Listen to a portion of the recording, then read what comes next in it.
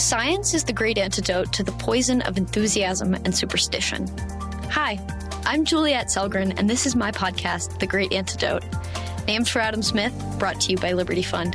To learn more, visit www.AdamSmithWorks.org. Welcome back. A little while ago, I had Ben Klutze on the podcast to talk about Undivide Us, a brilliant documentary about affective polarization in America and practical steps towards fixing it. Steps that any individual or organization can use to have deep, thoughtful conversations about current events and policy and things that matter in America and to ourselves that aren't argumentative or friendship ending. Today, on January 13th, 2024, it is the 13th, right? Yeah. Actually, last it's time 13, it's 13/13 on January 13th. It is. I'm excited to welcome Kristi Kendall onto the podcast. You hear her already. Another mastermind behind this documentary. She is the director of the film, so I'm really excited to get into this today. Welcome to the podcast. Thank you so much for having me. So this is the question I ask everyone. So I'm excited to see what you have to say. What is the most important thing that people my age or in my generation should know that we don't?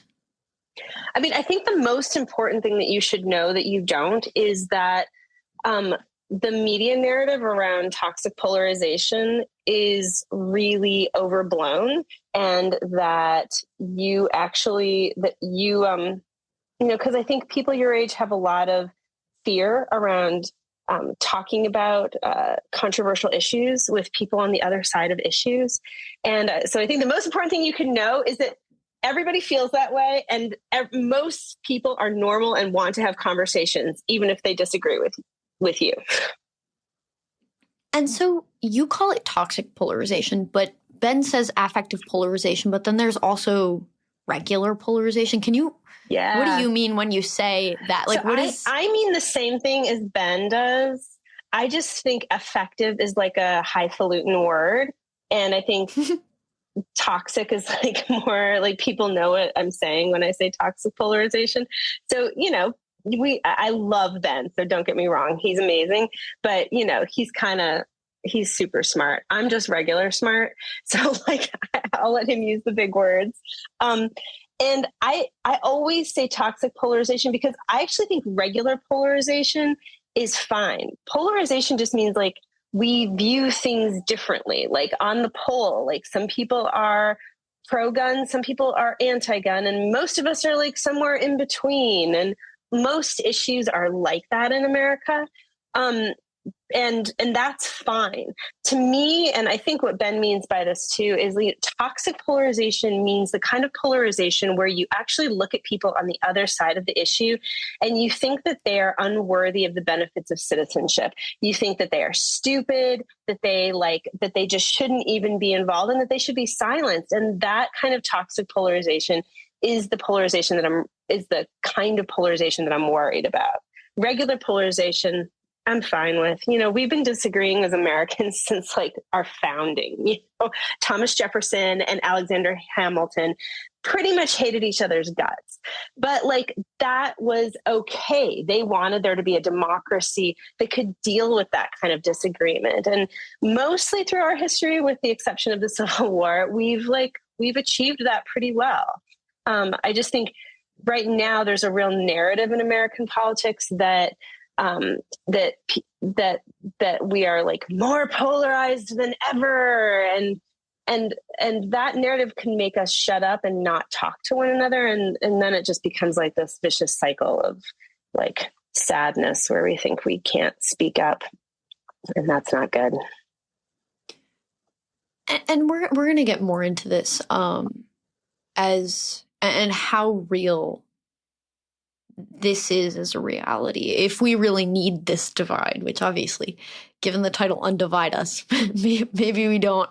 But can you give us, I know I gave a shoddy explanation of what the film is about, but can you explain to us what it's about, what you were trying to do, how you did it? Totally. So the film is, it's a full-length documentary. It's about 72 or 3 minutes.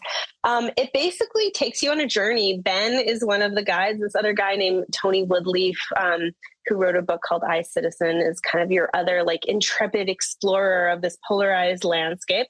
And they go on a journey where we do focus groups in 3 American cities on the craziest, like hardest topics we could think of, immigration, guns, abortion, whether we have fair elections in this country, the environment, and policing. We talk about all these things with regular Americans who who feel strongly about the issue on one side or the other.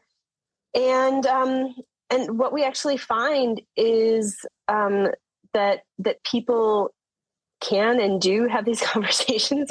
We had no fistfights anywhere in all the tapings of all these focus groups. And one of the crazy things that we found is that like afterwards, people just wanted to keep talking. They had almost had like a cathartic experience. We were surprised by that. We weren't expecting to find that. And it was so hopeful and inspiring. I don't know. I was really excited that's where we landed and that's what we got to share with, in the movie. But going in, we didn't know that's what we were going to find.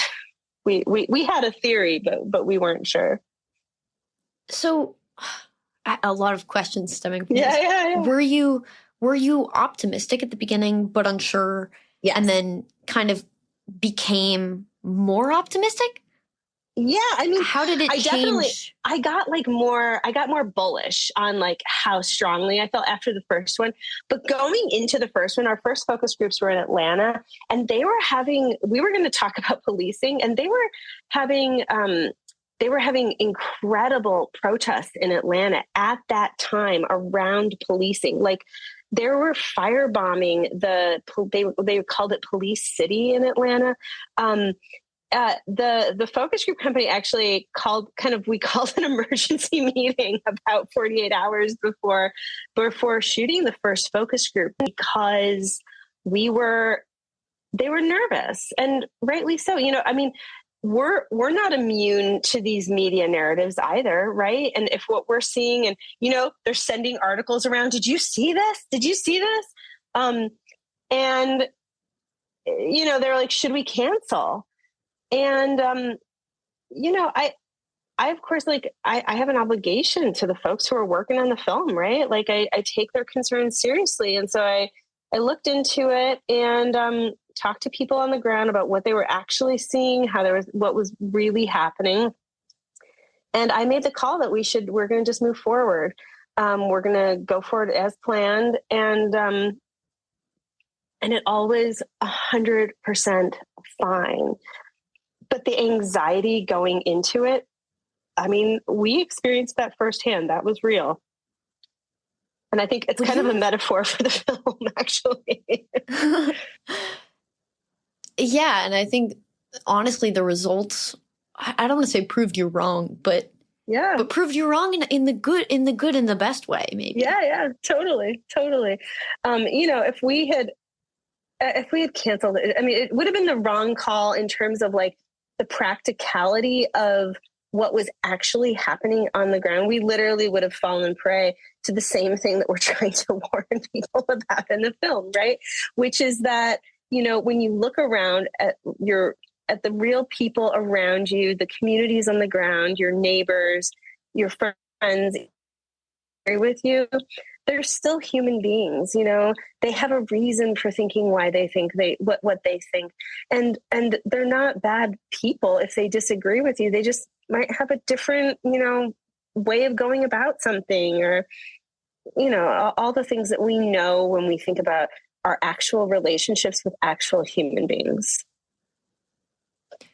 If the results of the focus groups and kind of this experiment is the way Ben refers to it, and I think that's kind of a lovely way to talk about it. If it had gone differently, would you still have published the movie, and maybe how would it have changed the resulting production? Well, I mean, you have to think like, okay, so let's say one of the focus groups had exploded, right? Because like there were a few people in there that really were not capable of recognizing the humanity of people on the other side of an issue, right? Like, let's say that had happened. I mean, I think what I would have done is I would have wanted to investigate that more thoroughly. Like, you know, if there was a person who kind of really made that happen, why did they feel like that way? You know, because I think I don't believe most human beings have things happen in isolation. You know, for someone to be that angry, to really to dehumanize someone on the other side of an issue, I think there's probably usually a story. There's some kind of pain behind that, some kind of something to uncover. I know I sound like I'm so Pollyanna-ishy, but like I'm legitimately curious about human beings and like what goes on underneath and behind them, that I would have probably just wanted to investigate more. It would have been it would have definitely made it into the documentary and probably just been an interesting turn, you know? Because I just think I come at this from this perspective that like we can learn from our fellow human beings, you know, from our pain, from our life experiences, from our journeys that have brought us to where we are and our hopes for where we want to go.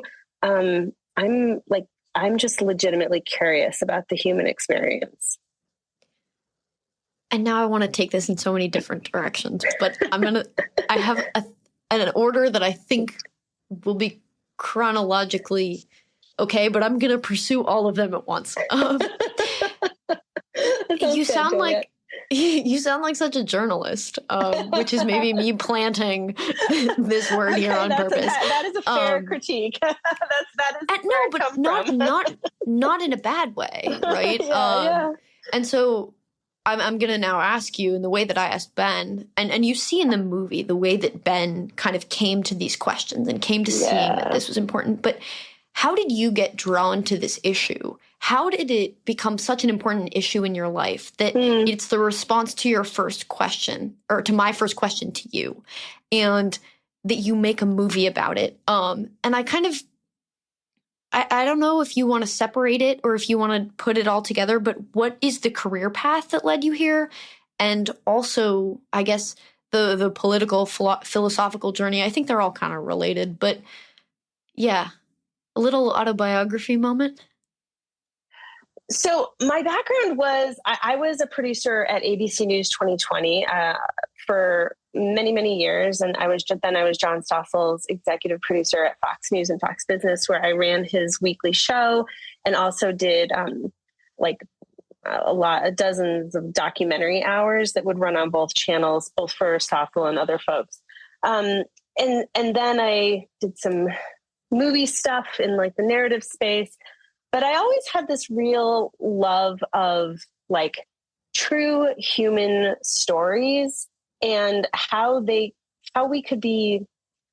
if we could connect a story to some intellectual facts that actually let's say there's a trend, any trend that we want to like talk about or think about is going to be more moving to an audience if you can connect a human story so that emotionally you can actually see and feel what it is that trend. And I feel that like that's kind of the responsibility of journalists, is to actually try to make sure that what we're reflecting in terms of how we're trying to move people emotionally and connect people to human stories are actually, I think part of our responsibility is to make sure it's reflective of actual trends that exist. And so, I mean, that was how I approached. So I'm in that world. I'm doing this kind of thing, but So I was doing that. I have my own like little company where I do video projects, and I do a lot of like communications trainings, and I do things like that. And I was observing kind of this political polarization, you know, this like, I wouldn't even call it like, I wasn't even thinking about it as toxic polarization. I was just viewing it as like this screaming that was happening all over my Facebook page with my own family, like where people weren't talking to one another, where people were like, if you voted for this person, please unfriend me, you know, and on my Facebook page. And I was like, what is going on? And then I I ran into Tracy Sharp, who is the president of the State Policy Network. And she told me about the book that Tony Woodley, because I think you're going to be shocked at some of the data that Tony presents. And so I was like, okay, I'm going to read a book. And so I read Tony's book. And the most incredible thing kind of I took away from it is he has all this great data and studies, but he points out that there is this perception amongst Americans that we are toxically polarized. And it's interesting, we put this in the focus group as well. You know, I think it's around like over 50% of Americans think that regular Americans believe that like over 50% of people are toxically polarized, which is totally not true. It's much closer to 20%. But because we have this perception that the majority of people are toxically polarized, is defined as like not able to talk to people with whom they disagree, then if you believe that about your fellow citizens, you aren't going to engage in local citizenship in the way that we want people to, you know, in order to have like a robust democratic, you know, in order to have robust democratic institutions. So reading this book, but I was kind of like, I was struck by this fact, and I was like, well, wait. So basically, we're all suffering from this like collective delusion, basically around how toxically polarized we are. Why don't we tell and show people the truth? And I love Tony's book, but I don't think people are going to read a book and have their minds changed. I don't even think they're going to see a movie, but I do think movies are more viral and can spur more conversations. Honestly, I don't think any one thing is going to fix it all, but like, I just think we need to do whatever we can to get this out there that like, no, we're not as all angry and willing to jump down our throats, the throats of our fellow citizen as the media might have you think. And so that was what brought me to this movie. That was a really long answer, Julie? No, that was wonderful. That was the journey you wanted. That was wonderful. And while you were doing that, my cat came and took a nice little seat on my lap and is also listening to you. Wait, the little cat or the big cat? The little cat. Oh my God. So cute. Yeah. You know, they were hunting for something under your refrigerator last time I was there. Yeah, whatever it is still there. We're not quite sure what it is they think is under there. Either it's not gone or it has a family or something, but it hasn't left. So we'll see. I hope whatever it is very clean and tidy. Yeah, I mean, it seems to be, at least. It doesn't smell. So. It doesn't smell and it doesn't leave little poop pellets. I think you're okay. Yeah, so like it hasn't died and it isn't hoarding or like discarding things, which is awesome. Good. I think then it's allowed to stay under the fridge, especially if it entertains the cats, which entertain us. You guys have like the non-aggression principle going on. I like it. Yeah. While you were telling your story and kind of giving us this overview of how you got here, you mentioned a lot of different titles and kind of aspects of filmmaking. And to get into more what your role was in the production, I kind of want to draw some clear lines or like definitions between the different roles, and to kind of, if you could tell us what you did in this capacity. Totally. So, I mean, a director is really the person who is responsible for the whole vision of the film, you know, kind of from soup to nuts. Like, what are the issues that are going to be addressed? Who are we going to talk to? What's the look going to be? although, I mean, I rely really heavily on Casey Kirby, who is the director of photography. So he's like the lead camera person on everything. And then Casey also he's just an incredible human. He also edited the film. And I really like that division of labor, because a lot of times in my experience, you could have someone in the field who would film something, and then it would be like you get back to the edit room and the editor is like, well, why'd you do it like this? So it kind of makes it so, the same person is responsible. And Casey I'm just really fortunate to have him, because he is so talented on both of those things. In terms of the production, a producer is responsible for really everything from, helping with the bookings, helping with the locations, helping make sure all the contracts are in order, to the fundraising side of things, which is, a tough slog of things, to all the 100 million different details that need to get, the I's that need to get dotted and the T's that need to get crossed in order to have a documentary actually make it. And so I was a producer on this film too, because that's kind of my background at being like super detail oriented. But then Morgan Twist-Garvey and Carrie Conco were the other two producers. And basically without any of the four of us, me and Casey and Morgan and Carrie, this movie would not have gotten made, because it's just like so much work. I mean, Tony and Ben were, they were amazing talent and incredible, but they don't have to do all the work of like making sure that everything goes well. They're just like, oh, okay, I'm going to show up. And I'll put my magic in it. That's kind of, that's how I divide the labor for a film. And there are many other people who contributed to the film just through feedback or through, the music or there's so many jobs that go into making a movie. That's why I had told that I had thought I would never make a documentary, because it is so much work.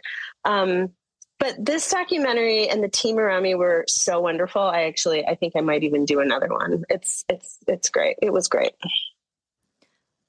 Do you have any ideas for what you would do next? Or you just... Oh no. I do. I have some, but I'm going to keep those close for now. Yeah. Because you never know. You never know. Like, I don't want to jinx anything. That makes sense.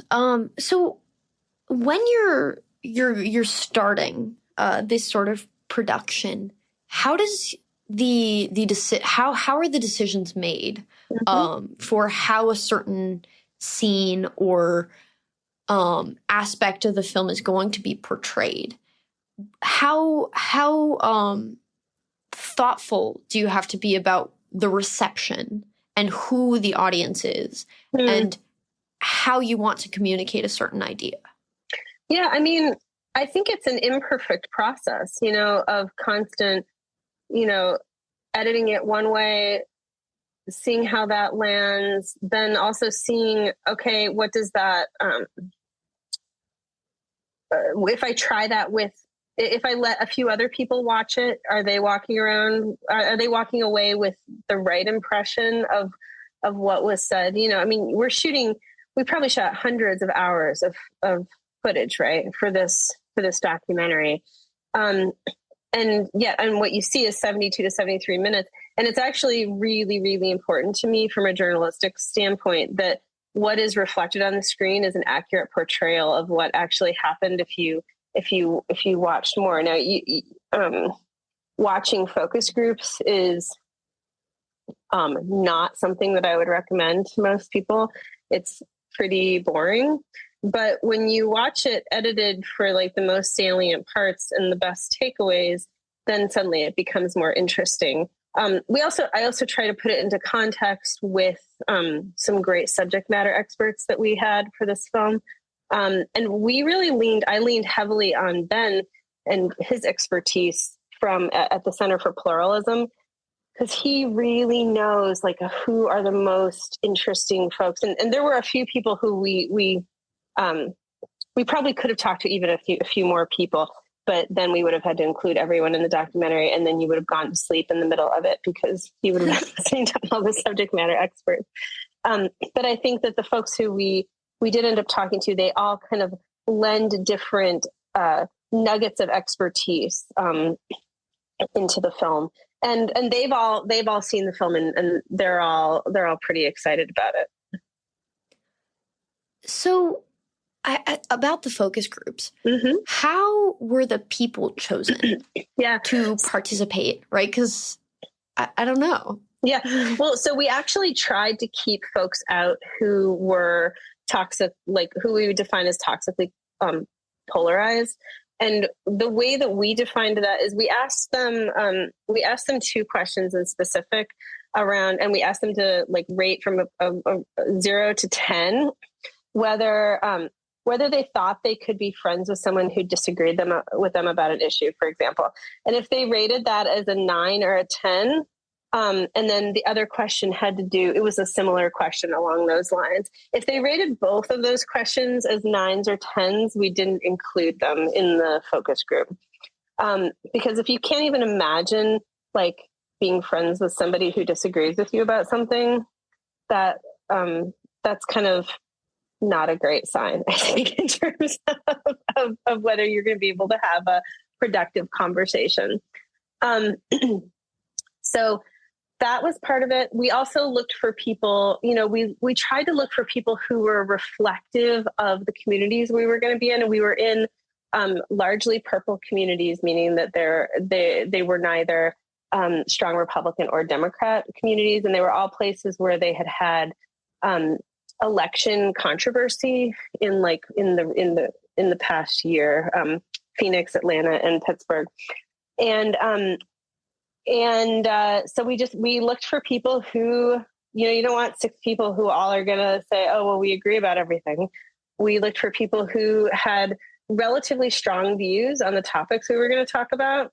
And we looked for, diversity of races, genders, political parties, all those things. 'Cause we were trying to kind of have folks look and feel like regular people who you would meet, Yeah. And something I've been wondering about since I watched the movie is this question of why were the interactions portrayed, the ones that were chosen, right? So if there were so many hours of footage, how did you pick those ones? And especially there were some of the interactions where it wasn't that there wasn't disagreement, but the disagreement wasn't as extreme as I thought it could have been, right? If you picked 2 random people in America. And I think there's value there. But I'm kind of curious as to why you chose to even portray those moments instead of maybe more extreme moments in some cases. Yeah, there really weren't a lot of really extreme moments. So partially because of the way that we were, these were facilitated conversations, right? And you're at a table, there's cameras everywhere, it's not set up so that people are going to, so the people coming in were super nervous. I'll just say that. Like they all thought that there was going to be like, one lady said, she thought Jerry Springer was going to like jump out of the bushes. But like, I think that I think that there's a lot of lessons here that we can take about what constitutes people who are going to be extreme. I think like on cable news, there's an incentive structure where people will invite you back on. You get good ratings. You generate more tweets, and there's a cycle of that. If you say something extreme, people being reasonable doesn't sell generally on Twitter. Although I was talking to Matt Kibbe the other day and he was like, well, that is all I'm trying to do on Twitter. And yes, it makes it harder, but I actually feel like I have integrity. And I was like, okay, that's awesome. Like I am super for that. I know it's not called Twitter anymore. It's called X, whatever. I feel like yeah, go ahead. On a past podcast episode, I don't remember who I was talking to, but I think we decided that X is the derogatory term for Twitter.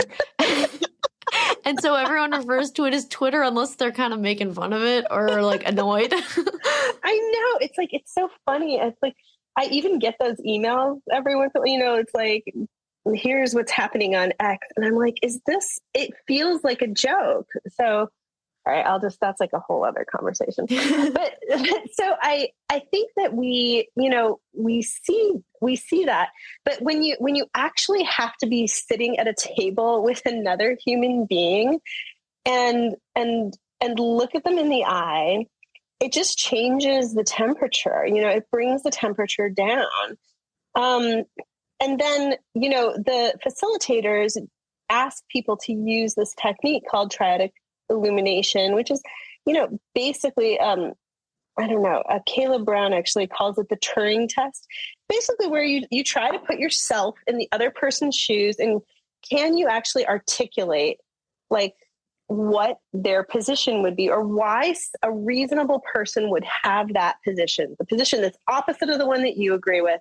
Like, can you imagine why a reasonable, and when you have to do that as a human being, you automatically, you humanize the other person. You don't change your mind, interestingly enough, which is funny because, you would assume, oh, well, maybe people in your focus groups change their minds about things. No, nobody changes their minds about anything. I thought that was really interesting. But what they do is they change their mind about how they feel about the people on the other side of the issue. They suddenly have more of a face and a name. And, most human beings don't want to be jerks. Most people want to, be nice and be part of civil society. Like, we're kind of hardwired like that, right? As human beings.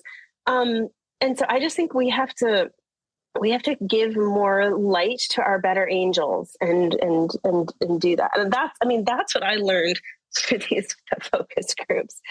And so, you would think what you're asking, were there more like angry moments and you just didn't include them? There really weren't. I tried to include the moments that, like the gun conversation, for example. I wanted to include that because it really showed how, that could have been a hot mess, right? Like, it was 4-on-1, like 4 people all were like, yeah, we don't think guns are good. And one guy in the middle stepping up and saying like, I think guns do more good than harm. That could have been a mess, but it ended up in a good place. And I swear I didn't make that up. It really happened that way. Yeah. And I think, honestly, there's something about that moment where even though, I don't remember what the woman's name is, that Celicia. Yeah. They're engaging on this front. And first she says that she does have a gun, even though she's kind of against gun ownership. She's in an against ideal gun world. ownership for stupid people. Is what she says. Yeah.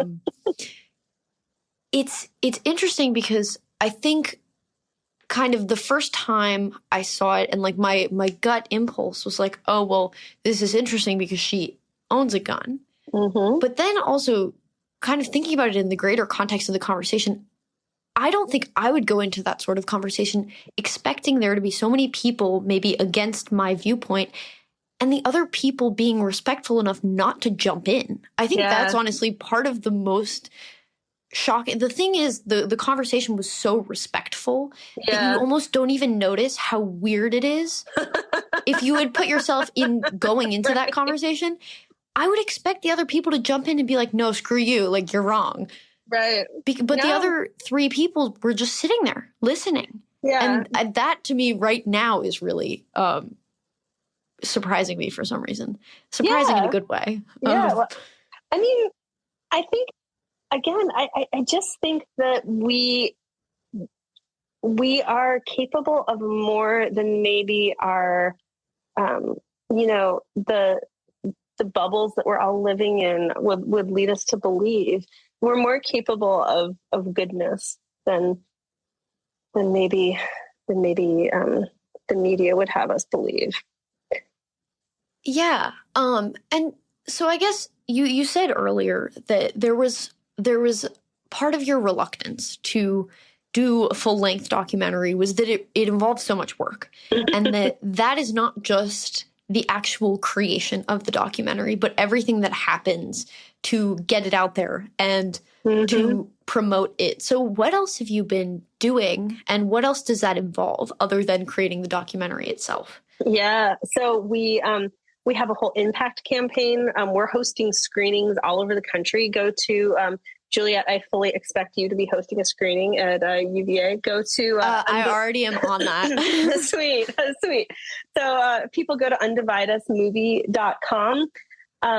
They can sign up to host a screening. We actually just launched this respect pledge for respect, that we're trying to get people to sign on to, because people were saying, hey, is there more that I can do to kind of show this on social media, show that I want to be part of this kind of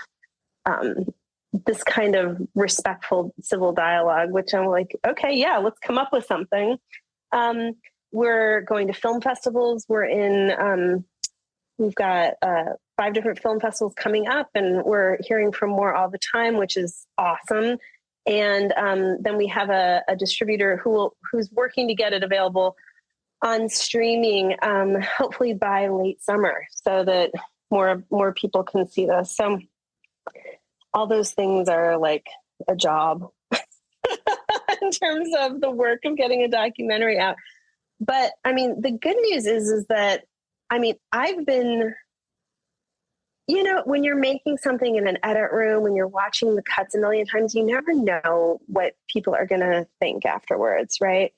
And it has been one of the joys of my life, other than my 2 children and, my husband and those kinds of things. But like, it's been a joy to see how this has affected people in a really positive way and help them have hope about our country, which, I'm super bullish on America.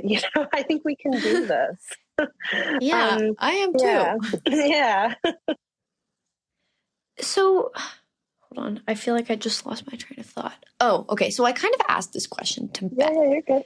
And I want to ask you a kind of different equivalent of this question. I asked him about what should the relationship be, and what has this taught him, especially how the role that the media and social media has played in this toxic polarization. How does that define for him the relationship between liberalism and technology, and what does that mean? What has this taught him? But I kind of want to ask you the same thing, but not necessarily just liberalism, but communication and showing people ideas through media, because that's what you've been doing. That's your career. Yeah. And so how has this kind of affected the way that you see your job? Obviously, part of it is that you created this documentary, so it might be a little bit of a silly question, but I feel like it's an important one. Well, I mean, in terms of the media, writ large, right? I think that we all have a responsibility to be curious and to ask questions, right?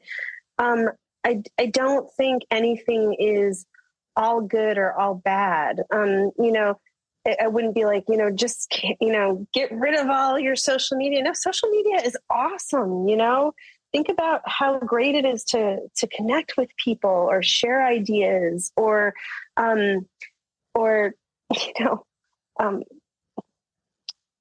share the things you care about. That's lovely.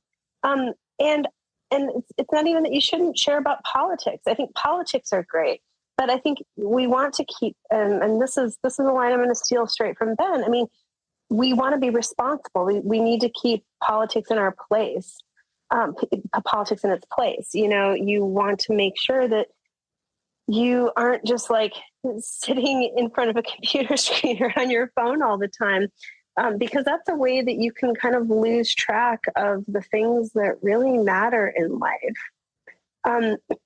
It's interesting. The other thing I do wish people would think about vis-a-vis journalism is to be thoughtful consumers of journalism. I was kind of brought up in this journalistic way where it's I was challenged constantly at 2020 to make sure that the stories that I was reflecting were actually, you know, were reflecting broader trends or were accurate reflections, or if they weren't, that we qualified them in that way, you know, as an outlier.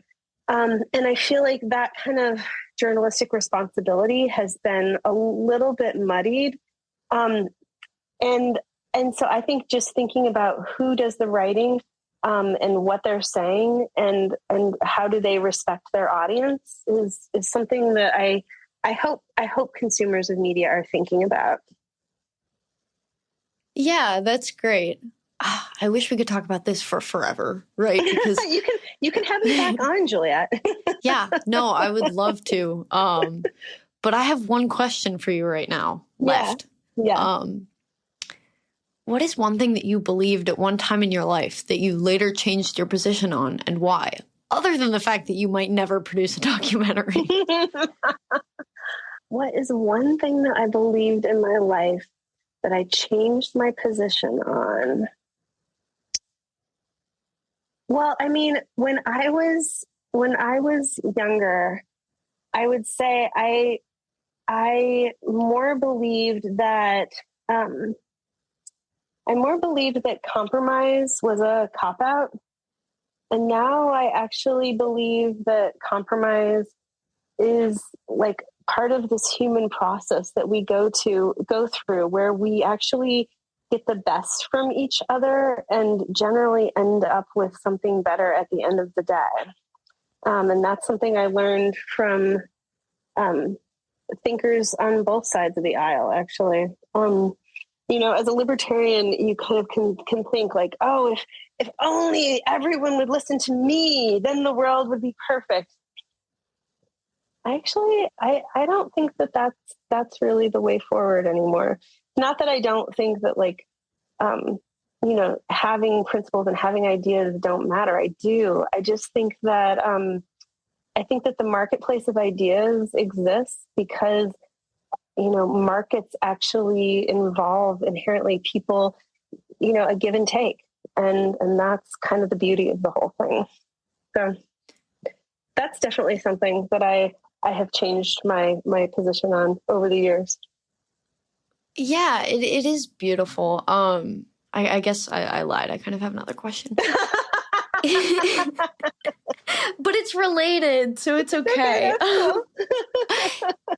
You're is great. that so you said it's still important for us to have our principles, Mm-hmm. but is that because, in a way, the world and the society we live in is kind of this aggregation of all of us, right? So yeah. Is it kind of that it's not a community built thing or a representative thing if we each have our way? Well, I mean, I guess it's not possible for all of us to have our way. Or to me, there's a level of maybe I'm not entirely right. Like, I think I'm right, but there's a level of humility there. So I don't know, where does it come from for you? I mean, to me, the principles that I'm talking about are principles like of liberalism, really, you know, principles around like me having the right to experience free speech means I have to have a high degree of tolerance. You know, that's like a for what other people are going to say. That's like a liberal value in my view. Me believing that other people really can do whatever they want so long as they don't hurt people and don't take their stuff. You know, that's a liberal principle that I adhere to. Although sometimes I could probably be convinced that there are situations where we need to think about compromise there too. I don't know. That's what I mean by principles. Wait, what's the other part? So do I think we all like exist in this big cacophony of this milieu of humanity? Yeah. And I think that's kind of our journey, right? Is then like, how do we all embrace that with, and I think humility, that word in your question is exactly the right thinking. You know, how do we have the curiosity to know that we don't know everything, and the bravery to truly listen to people, and consider, and we can still end up where we want to end up, but to really consider other people's viewpoints. I think the power in that cannot be overstated. And I think if we as individuals and are willing to really engage with the fellow people in our community on that level, I mean, I actually think the goodness we could create in the world can't be underestimated.